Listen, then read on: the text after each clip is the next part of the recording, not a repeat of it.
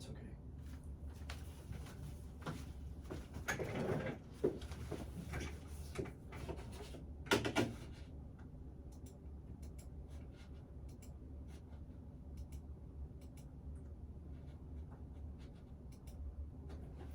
Good morning. This is Kathy from Getting Chatty with Kathy, and today is just a beautiful day here in Regina, and I'm so happy that we can share this time together. Today we got 27 minutes with an old colleague of mine from back in the day, turned fun farming. So I think that this is going to be an interesting conversation about how, we can transition in our careers. And I also know that he's a bit of a car junkie. So let's have a conversation.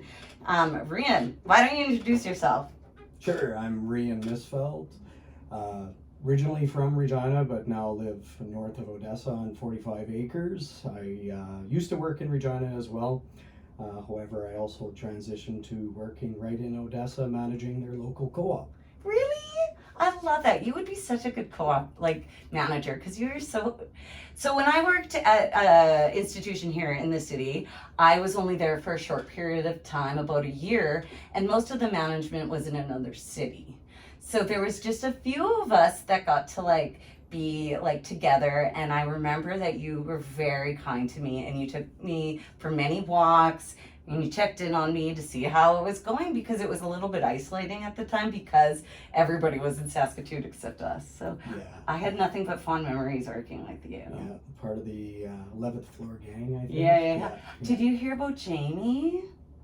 Yes, I Broke did. my heart. I had no idea. When did you hear?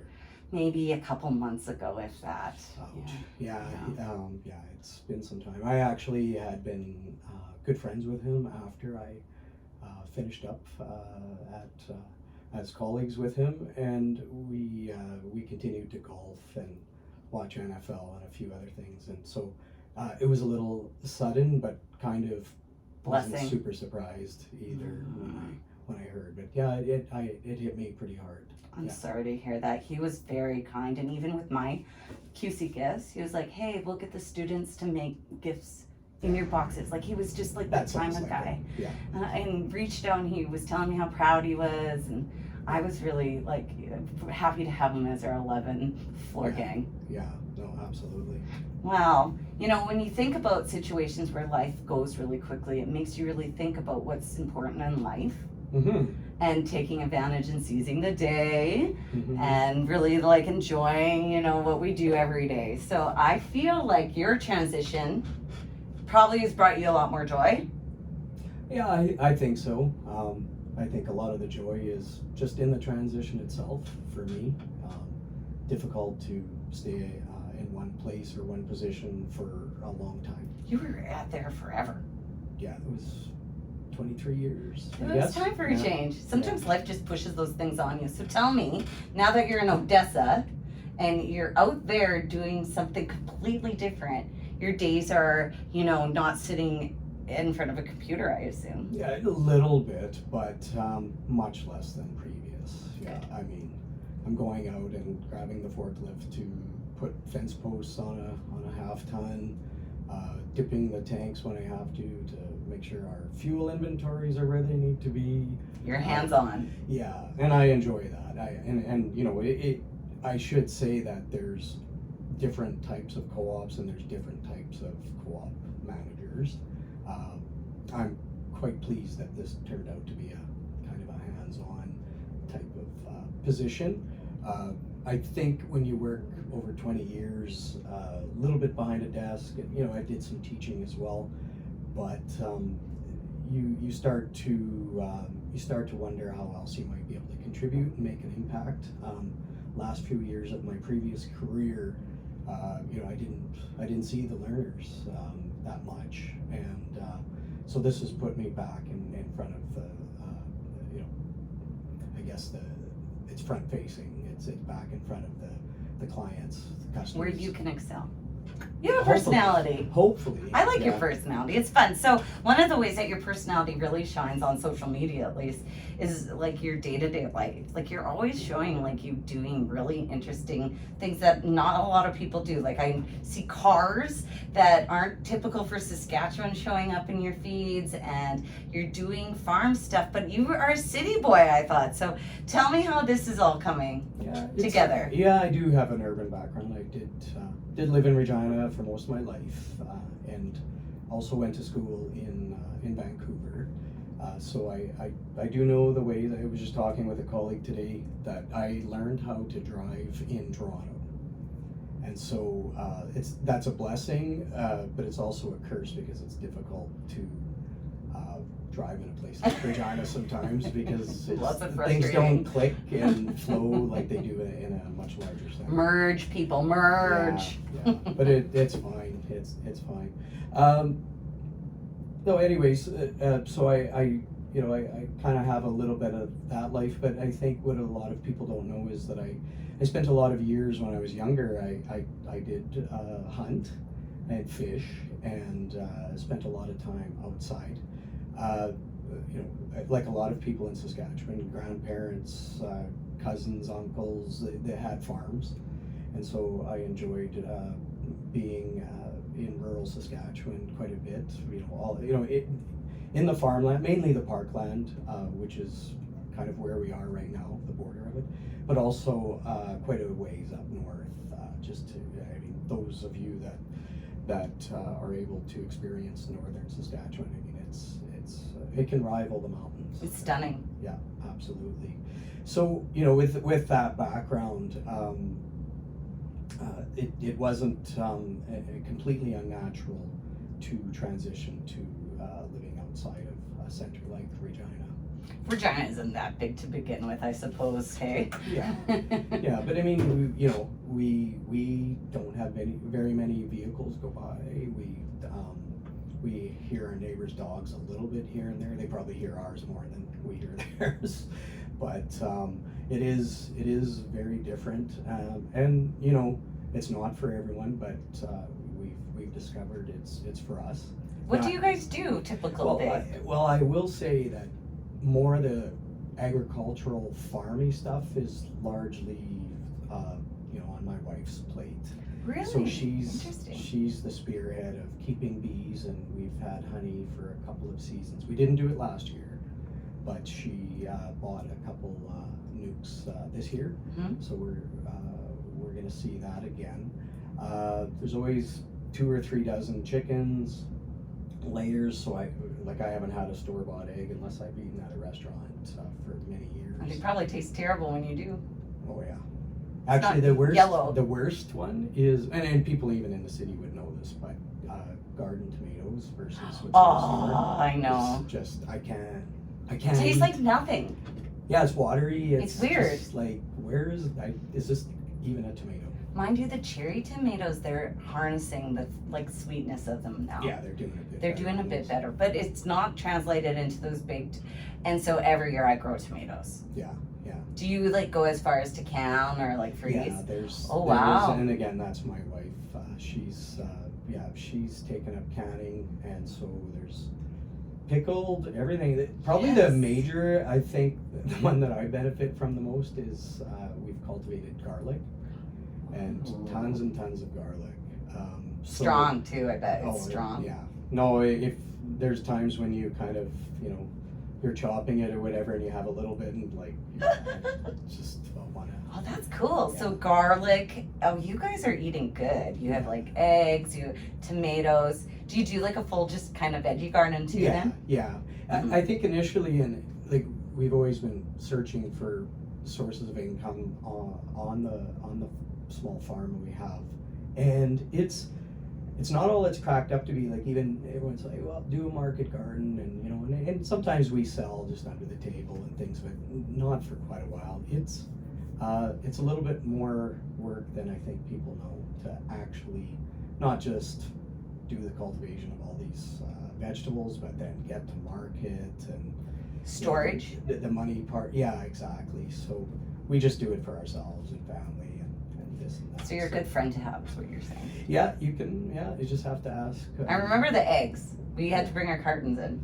Oh, that's right. Yeah. That's awesome, though. You know, I don't know why we can't have chickens here in the city in our yards. Yeah, I don't know. You could, like most municipalities, I think they do allow them, but I mean, it's the roosters that are probably. It'd be fun, and then like maybe people are more connected to their food. I have an aunt who does something similar in Delisle, so kind of close to Saskatoon. Yeah. Retired Army. They wanted to be out of the city. They were done.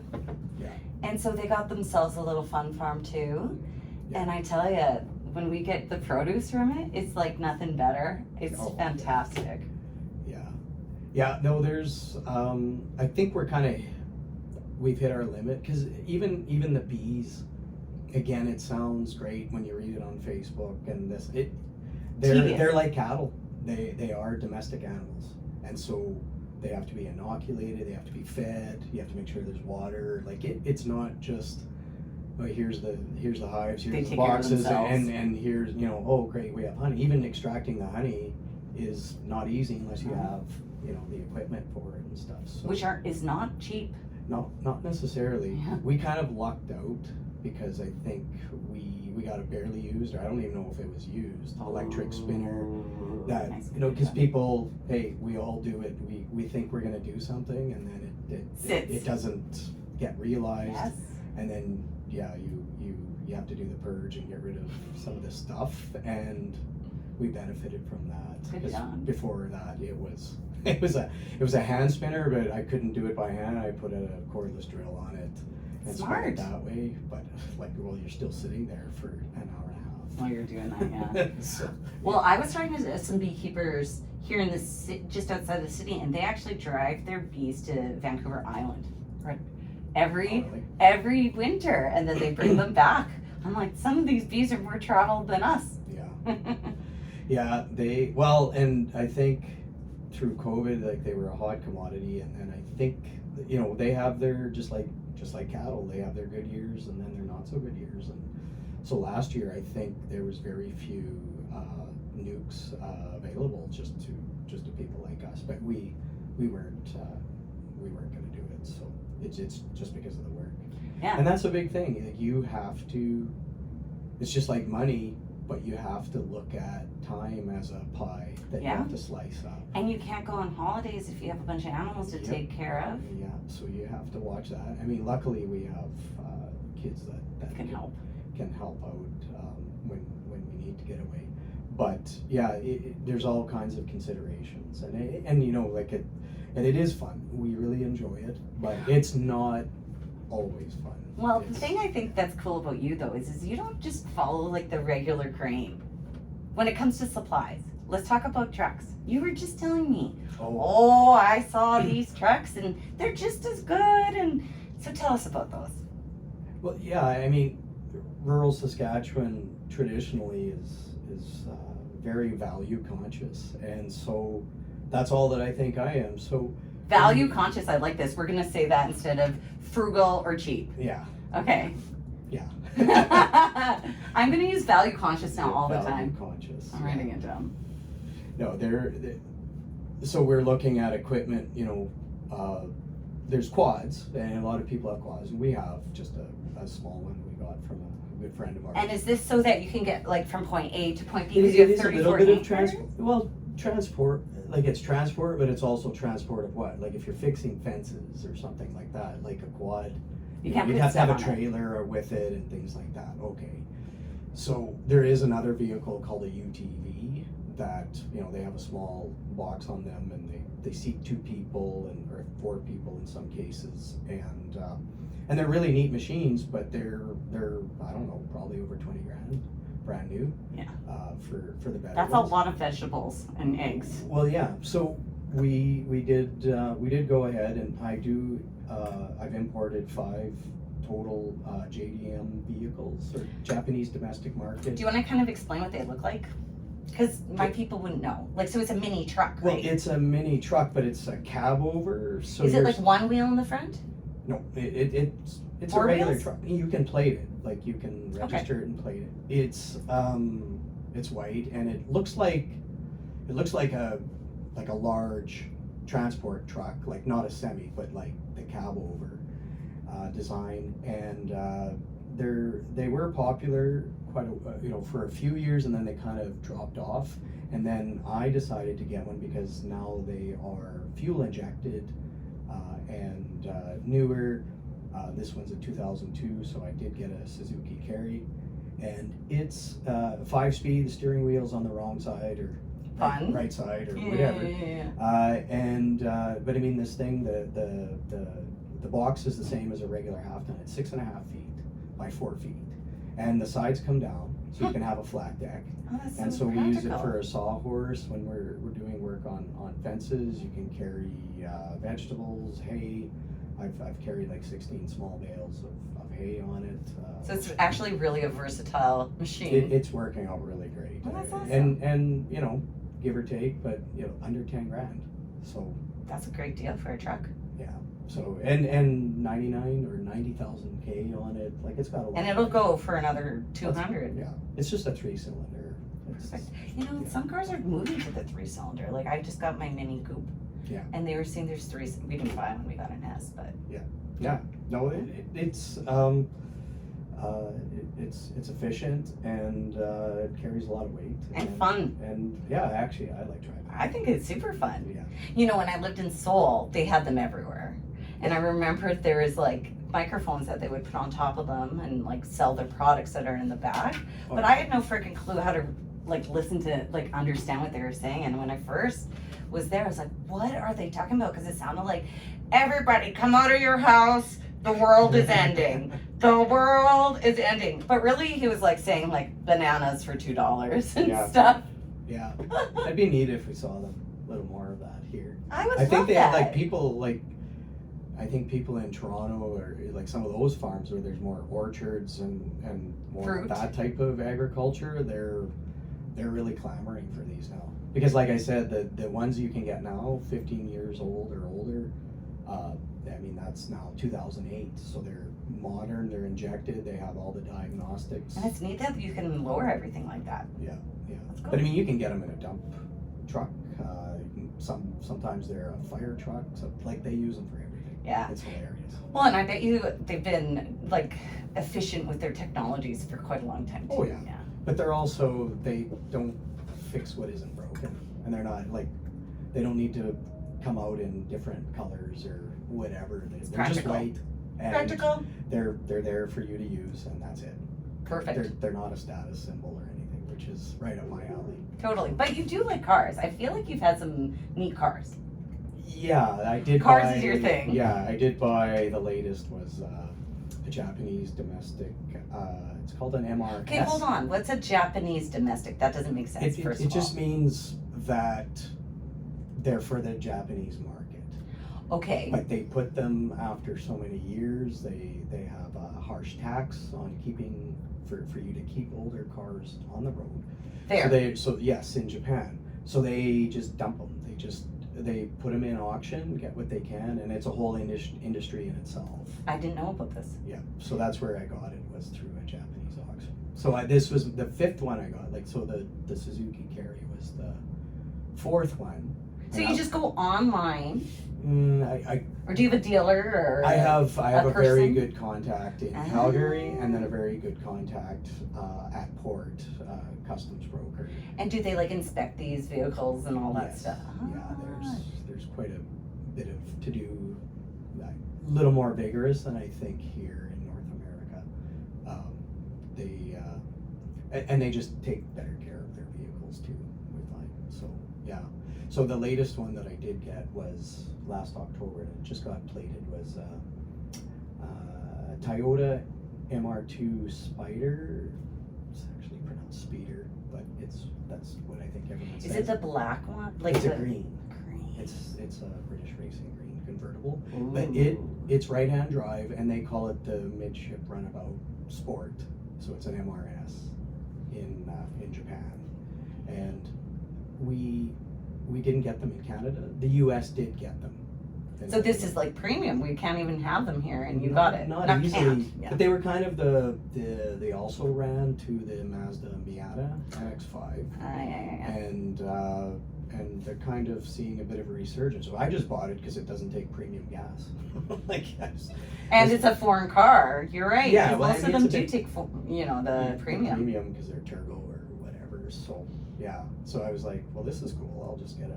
It just takes regular gas that I can get at our co-op. And So did you spend time in Asia to like be introduced to these vehicles? Like, how did you no, fall in love with these? there was a for a few years a real, I guess, sport tuner scene for these vehicles because you can get, and it's still the case today. There's vehicles that you can't get in Canada or North America that you could get from Japan, and a lot of those vehicles were legendary. So different versions of the 300ZX, MR2, the CRX back in its day, the Honda CRX, and things like that. So when I heard that I might have an opportunity, just over a couple beers, I think we were in Vancouver, to try out importing one, I was given some contacts and Tried it out. I tried it out, but what I did was I bought something very pedestrian and Basic, kind of. well, it was a little Toyota Echo. Okay, cute. Right-hand drive, but the key thing was it was four-wheel drive. You can't get little cars in four-wheel drive Right. in North America, which is for Canada is like. And it's great. so nice to have it. Absolutely. Yeah. So I thought I would try that, and then I sold that, and I think the young gal that bought it is still Pretty driving, happy? still driving it around. Yeah. I bet. And the right-hand drive thing is.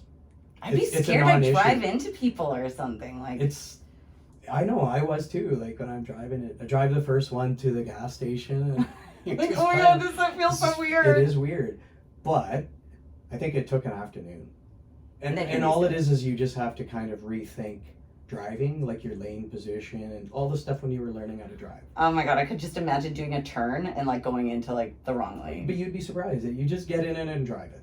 It's not.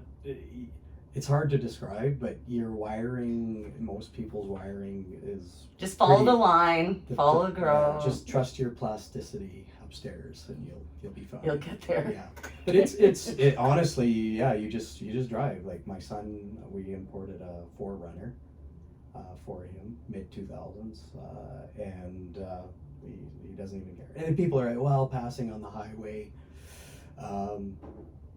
The only thing I find funny is the rear view mirror is in a different spot. Ah, yeah, because you're sitting like differently. Yeah, you Yeah. have to look up there and not there. Yeah. So yeah. What got you passionate about cars? I actually don't really know. I guess like my father will say that it was right from the get-go. But I will say this, that we've always been an import family. Nothing against Chev and GM and Pontiac and like all that stuff. But ever since I was like little, like my dad bought one of the first Mazda wagons, and it had the rotary engine that was in the RX-7. Wow. His, And how long did it last? Oh, well, that one wasn't a good.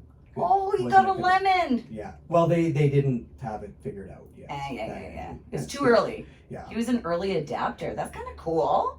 Yeah. Like And that then, he would be. his brother drove, I think, a Datsun truck like from the 70s, and then he had one of the legendary Toyota 4x4s that he went hunting with it. And I went ice fishing with him all the time, and then I got to drive it around in grade 12. It was like the coolest car. It was rusty, but Did what it needed to do. It did what it was supposed to do. And then my grandpa Jim, I think he had always had and you know my aunts too, they always had Toyotas, and like from the 70s on. Isn't that I interesting? can't confirm this, but so I'll just kind of call it a bit of a family legend. I think my grandpa Jim, he was overseas in the UK, and the Beetle was a thing from Germany, obviously. So comes back to Canada. He's putting down roots in Saskatchewan and where he's from, and the Volkswagen Beetle was being imported, but you couldn't get it in Saskatchewan. So he And again, I can't confirm this. The story goes that he went to Ontario to a dealership and drove one home. So he may have had the first registered Beetle in Saskatchewan. So your grandpa Jim was importing cars too? Yeah. So we've got an apple and a tree going on here, right? Yeah, That's like, awesome. and so my first car was a Datsun 260Z sports car. Right on. And No wonder you've had a love for this your whole life. Yeah, but in particular the imports. And it's Interesting. really, really hard being a In fan of Saskatchewan? in Saskatchewan. Yeah, there's a lot of trucks here. Yeah. But you know what? A Nissan truck is really nice.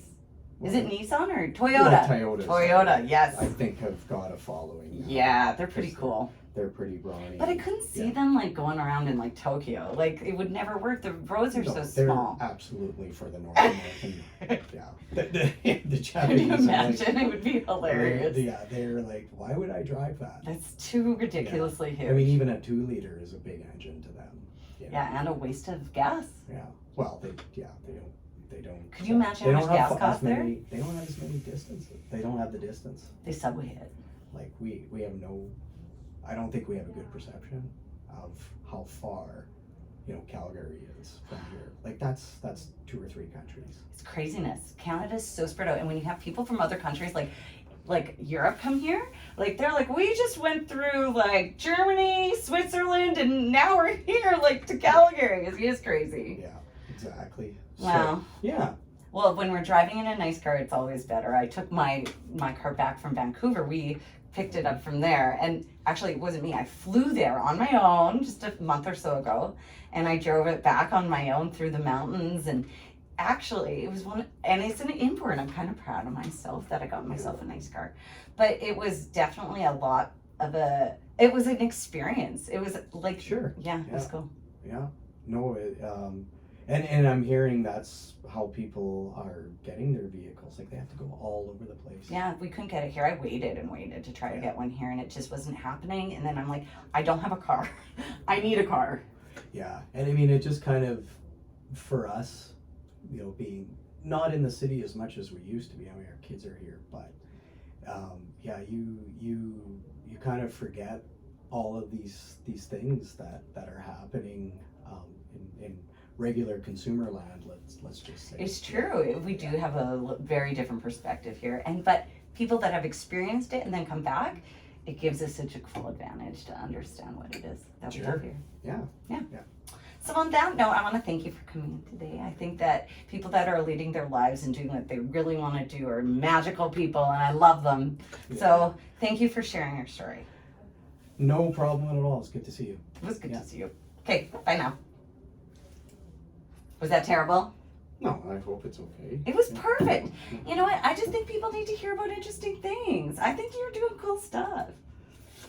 We don't, but I mean, Of course, you don't think it is, but yeah, I don't. Well, no, it's just like you just roll. Like I like we're it. kind of, but it's funny too because you get and it's the majority of people that are supportive and validate, but on the other hand too, it's tough, like, because people will project that you're attention seeking or you're trying to be differentiator and things like that, and it's just sort of like, Life is short. We just want to have fun. yeah. That's what I think. And I'm like, there's so much in this world, like, Let's experience why it. do I have to Do what everybody else is doing. I think it's fun. You know what though? I did have a bit of a guilt about buying my car because my parents always were like, a car is a bad. Oh, here, this isn't much. Your wife might like it more. Oh, Thank okay. you. What was I gonna say though? Something about Your parents about cars and not spending money on. My parents were not car people. My parents were the complete opposite. They were like, it's an investment of waste.